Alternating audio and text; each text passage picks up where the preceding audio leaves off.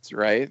Right. And you're sitting him on the bench and you're running Covington, a guy who's been injured the last 2 games, and you're playing him all like every minute but 3. I mean, come on, Tibbs. What are you doing?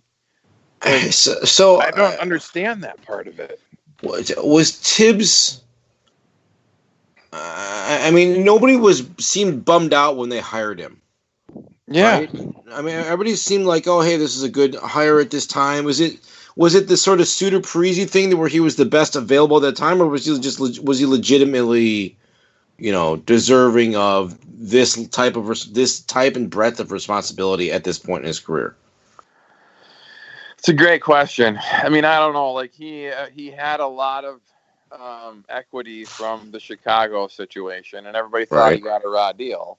Right. And now you kind of wonder, did he get a raw deal, or was that just Tibbs?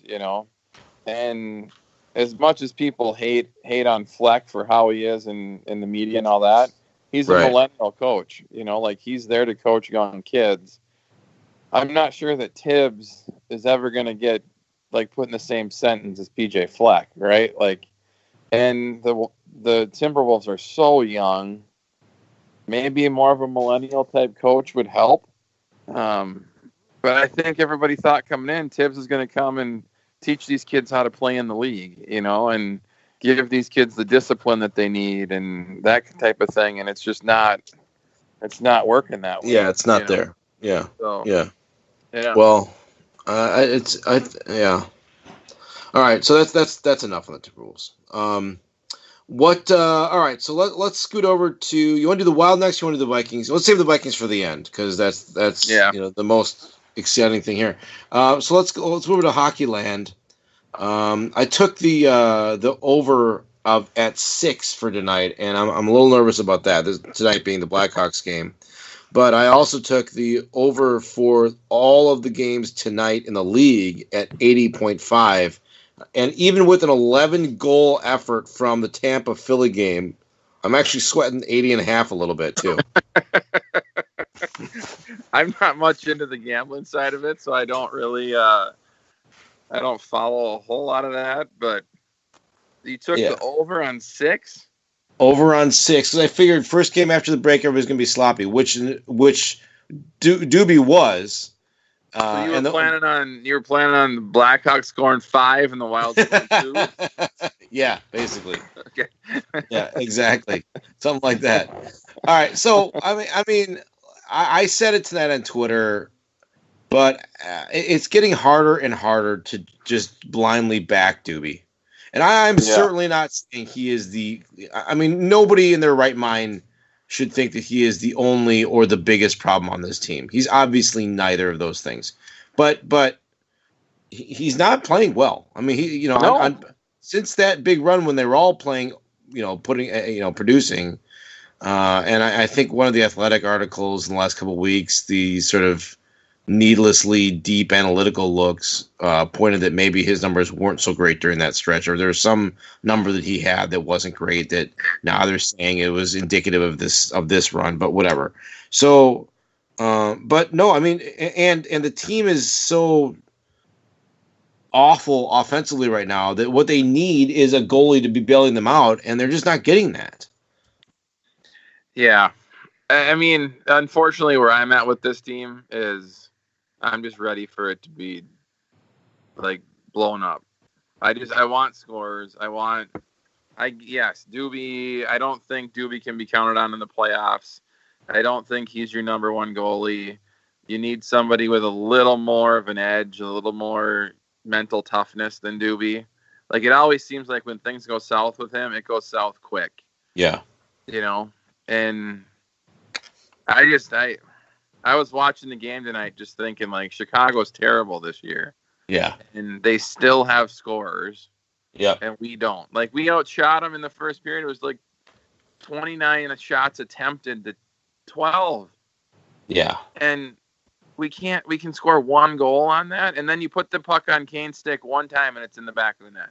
Right. Yeah. So whether it's right, wrong, or indifferent, and I mean, I'm a season ticket holder, and I don't really want them to do well the rest of this season. Like, I want us to get scores. I want us to get some picks. I'm done. So my fear is that Fenton has already diagnosed that problem and gone to Craig and said, "Look, you're kidding yourself if you think that we're close here. We're really not. Right. And what we would, if you want to win a Stanley Cup, in my opinion, as a general manager, the best thing we could do right now would be to blow up and attempt a rebuild." And Craig has said to him, "No, Too bad. and don't ever ask that again. Don't ever bring that up again. That's not happening here." Yeah. I don't. Well, and then that's frustrating, I think, because I'm sure Craig looks at it and goes, "I'm 60 some years old," or however, maybe he's older than that. I don't know. Yeah. I want a cup, and I think I have 5 years left as an owner, and if I do that, I'm not Right. going to see it. And that's the fear with Leopold, and I just think he hates losing. So, which I can respect, but you got to lose the battle, win the war, kind of thing, right? Right, no doubt, 100%. And I don't know how you can watch this team play and not come to that conclusion. No, right. Yeah, so, and I just Parisi and Suter have like 7 more years, right? Yeah, 6 maybe. And we know they're not tradable. Right. Even if they didn't have no trades or whatever. Right. So, but maybe what you say is, I mean, look, in my ideal world, I would say, okay, guys, you're not tradable, but this is what we're doing. Yeah. So if you want to be here, great. If not, waive your no move or whatever you have. Well, and you hope that with them that they can maybe, I mean, like Suter's foot, I don't think is back. No, for sure. And I don't know if it's ever going to be, so right. The hope with them, I think, is that they play 3 or 4 more years. And I mean, if that, and then they can't retire. They can't retire. Well, it's got to be medical. They can take the injury exemption. They can say, my foot doesn't allow me to play anymore. And Parisi with the back, right? Like, right. So they both have that out. Up again, Right. That's the hope. But as a Minnesota sports fan, I'm a little skeptical that's going to go well for us. Yeah. So those things don't happen to us. So we're going to get stuck with these contracts for 7 more years. One way or the other. Right. Exactly. Yeah. Yeah. And I mean, Stahl all of a sudden, I guess Stahl's kind of doing us a favor. He's not playing poorly, but what we need is goals, and he's not scoring goals. Right. So I guess the favor to me is that, to me, he's making it easier to not re-sign him. Right. Trade him at the deadline. Get something for him. Yep. I mean, he, again, not playing bad, so maybe you can get something for him. But you're not bringing him back. Like, you're not going to bring him at his age, and if he wants 3 seasons, you're not bringing him back based on what he's right. I mean, you can't. I know they don't have any centers, but that doesn't mean that you roll with centers whose game is decaying. Right, and I. Even if Stahl does miraculously find the fountain of youth in the last half of the season, I still don't think that he's going to agree to a contract that the Wild would want. Right. And even if he would, they could trade him at the deadline, and they're still going to be the front runner to re-sign him. Yeah. If they're okay on the contract side of things, right? Yeah. So I'd trade Stahl at the deadline. Unless you're in it and you need him, I would trade Stahl at the deadline, regardless of anything. Yeah. And I think seeing Charlie play well for Charlie, but when he was moved to center earlier, I think that gives you for the rest of the season, if you can get something for maybe if you can get a 4th line center for Stahl, right? Yeah. Some kid who's inconsequential or some veteran or whatever, somebody just to fill in for the rest of the season. That's to me, then you move him for that. You park Charlie in as a center. Maybe Eck comes back and finishes the season as a center, and then you sort of retrench the center position next season. Yeah, and I think I'm with you on that. Like I definitely am with you on the center deal, but I also wouldn't mind getting a pick. I just don't know if teams would trade a draft pick for him. Right. I mean that's the key. Would they trade a pick? And because if they would, that'd be what I would want. But the other option, Yeah. I don't know that teams are going to give you more than a fourth line center. Yeah. So well, and for the record, I wouldn't mind getting a pick for him either. Yeah. But yeah. What do you think about their drafting? How they've drafted though? Like, where I would push back on me saying I want to blow the season up is they tend to draft the safe player, and I'm done with that. Completely agree, but Flair's gone. Yeah. Right, and Fenton's a draft guy. Yeah. So they have, and I completely agree with what you're saying. But I think we got to give now, and Fenton and Flair ran the draft table at this past draft when we took all the Johansson, the like 7 Johansson players. So I think we got to give Fenton at least a year running the draft table to make a determination about that. So if he goes for get picks this year, I'm okay for this upcoming draft. I'm okay with that because I'm willing to give him a draft to determine if he picks the same kind of safe player again, then it's like, all right, well then now I'm pissed. Well, and I think too, like and I was thinking kind of as we're talking this through, even if you can get a 5th round pick or 6th round pick for Stahl, take the kid in Russia that nobody thinks is coming over, that is just a stud, right? Right. And hope you can get him over here because we need skill. And if you're going to blow a freaking 5th or 6th round pick anyway on some safe American, some safe Scandinavian skater, that's all they draft, right? Like, I mean, they did take Kaprizov, but I mean, take a flyer on some kid that you're just not sure is going to come over, some kid that's got amazing hands but can't skate, right? Figure out something, and just throw a bunch of shit at the wall and see what sticks. Well, because we've been saying the same thing about this team since forever. The only high-end player they've ever had was the first draft pick they ever made, which was Gabrick. Right. This is the 18th season.